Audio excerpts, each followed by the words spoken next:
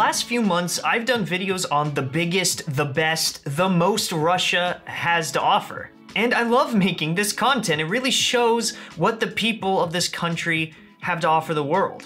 But just like Japan or the US, most people don't live in LA or New York. And Russia's the same way. So I think it's about time I take a look at something more accustomed to the everyman. Last week we were heading all over Ryazan, which although smaller than Moscow is still considered quite a major city. But funnily enough, on the way to Ryazan you actually skip over an entirely different but unique little town that's exactly halfway between the two larger cities. This city is the topic of today's video. Here's what even flyover small towns have to offer the curious mind in Russia. This is Kolomna.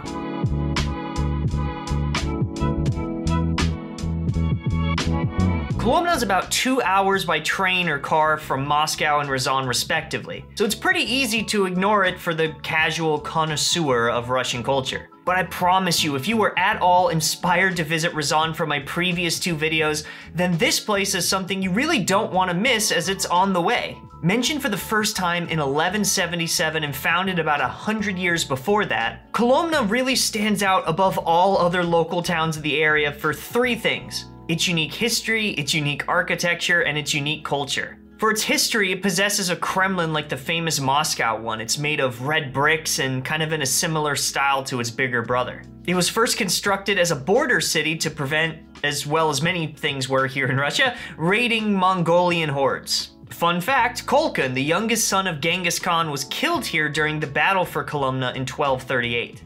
If you're interested, there's a fantastic scene in a Soviet film called Andrei Rublev about this very event. If you want to see the most realistic adaptation of these events that I've ever seen, I highly recommend this one. It makes walking the streets and churches here kind of have a whole new meaning. But moving right along, the city up until 1994 was a closed city due to, well, the manufacture of, and I quote, sensitive missile components, end quote. Whatever that means. Closed cities here in Russia are places where you, either a citizen or a non-citizen, just simply can't go without special permission. Picture like a military base where you have to have permission to get on the base, but make it an entire city. And there are even still some famous example of those today. But I digress. Because this city was closed, even though it was opened in Perestroika in the 90s, it's maintained so much of that original charm because it was closed off. And now it's one of the great sites around Moscow region for any fan of the history and culture of Russia. This city is famous amongst Muscovites for its traditional wooden houses, which is becoming a rarity in the big cities nowadays, so it can really only be found in any meaningful numbers out here in peaceful towns like this. Here in Kolomna, the renowned church architecture also makes the city just jut out into the skyline. You can really see it from any angle that you approach the city by. Its oldest church building still standing is actually this white cathedral here at the end, dedicated to St. John the Forerunner. It was built in the late 14th century. But as is tradition on my channel, we also could not film in these places. Russians tend to be a little picky about where you can film, but there are plenty of photos online that are available to anyone that is curious, and of course, you could just visit this place yourself someday. Like many small towns, Kolomna has unique items that's famous for producing that you really should try when you come. The first thing is this cool gingerbread cookie thing that they make called pryanik, and I apologize if I'm messing that up. Second is a cool baked bread thing in the shape of a lock or maybe a door handle. It's called kalach. There's a phrase in Russian taken from this pastry which translates literally to eating the handles. And it means being so poor you're starving enough to eat the discarded handles of this bread, because you handle the top part and eat the thick bottom part and throw away the handle. There is, of course, a museum and bakery here dedicated to keeping the history of this recipe alive, so I can't recommend you come here without trying this at least once. Then, finally, the last thing they're known for is a traditional kind of marshmallow made from apples that's like a type of zephyr. And there's quite the antique candy store here off Main Street that sells it. They actually speak to you in period dress and period speech. It's like you're teleported back to the times of Dostoevsky. And I think that really that's part of the charm of Kolomna. It feels like you teleported yourself back and you're walking the winding streets, looking at all the cute churches and wooden houses that people still live in and that are almost lost to time. But don't get hung up on nostalgia because the best view here is at sunset and it's really not even in Kolomna. When the sun goes down, you're gonna buy one last kolache for the road and drive over to the St. John Theological Monastery for the perfect nightcap for such a beautiful sightseeing day. This monastery is the most ancient monastery in the Ryazan region. It was built in the 12th century.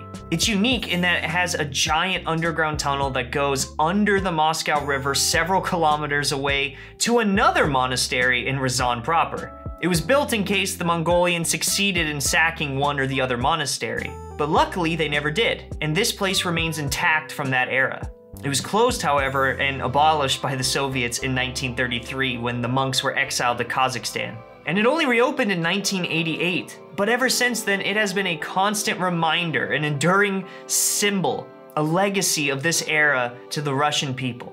Actually, my co-pilot on this drive told me that local school children from around the area often do school trips to this monastery to learn all about their own history and also to ring the bells. For you and me, though, the main reason to come isn't just the architecture or the bell ringing, it's, well, look at that view.